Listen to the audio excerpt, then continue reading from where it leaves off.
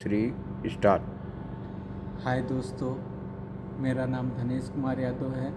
आप सभी भारतवासियों को जय हिंद, वंदे मातरम। जैसे आप आज सभी जानते हैं कि आज 15 अगस्त का दिन है, तो ये 15 अगस्त का दिन इतना पावन पर्व है जो हमारे भारतीय राष्ट्रीय स्वतंत्रता दिवस के रूप में मनाया जाता है।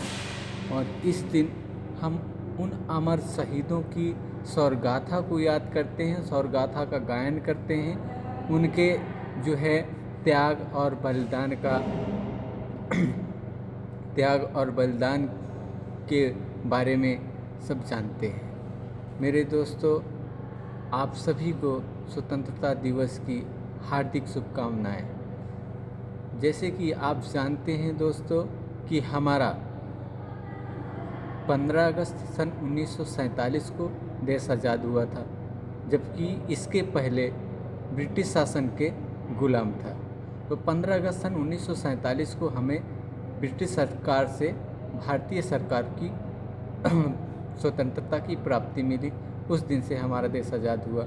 हमारे देश को आज़ाद हुए 76 वर्ष पूरे हो गए, और 76 वर्ष पूरे होने के बाद भी हमें उसी जज्बे के साथ, उसी लगन के साथ हमारे देश के बच्चे, नौजवान, युवा लोग और हर प्रकार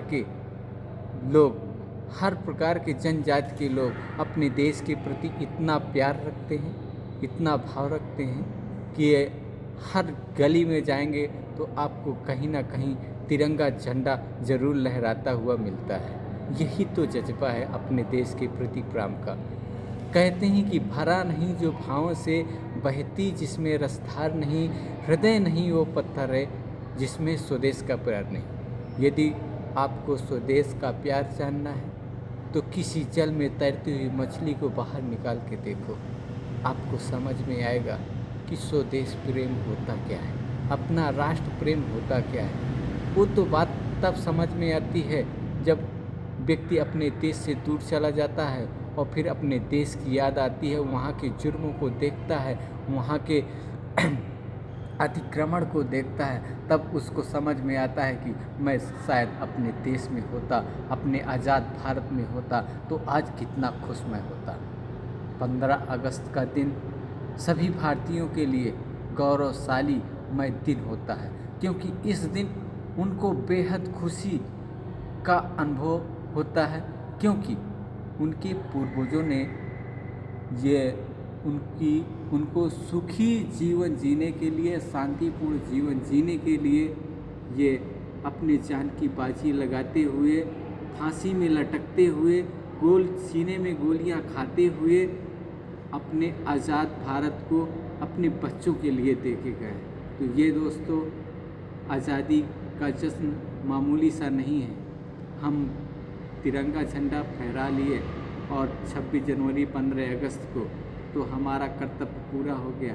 नहीं दोस्तों, हमारा कर्तव्य तभी पूरा होगा जब हम अपने राष्ट्र को एक मजबूत और सशक्त राष्ट्र, यानी मजबूत भारत बनाएंगे, तब हमारा आज़ादी का जश्न पूरा होगा। मेरे भाइयों, इस आज़ादी की लड़ाई में न जाने कितने वीरों ने अपनी कुर्बानियाँ दी। जैसे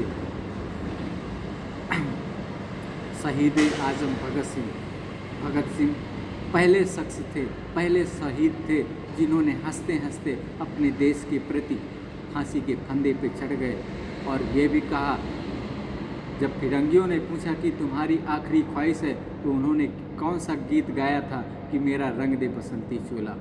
और उनके कुछ तत्व मुझे मिले थे, तो मैं उनके भी बारे में शेयर करूंगा आपको।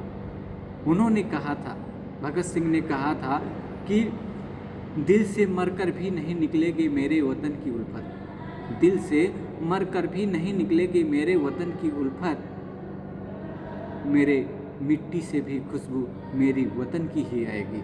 ऐसे हमारे राष्ट्रभक्त थे इस देश में चंद्रशेखर आज़ाद, जिन्होंने अपने मूंछ पे हाथ रखा तो हटाया नहीं।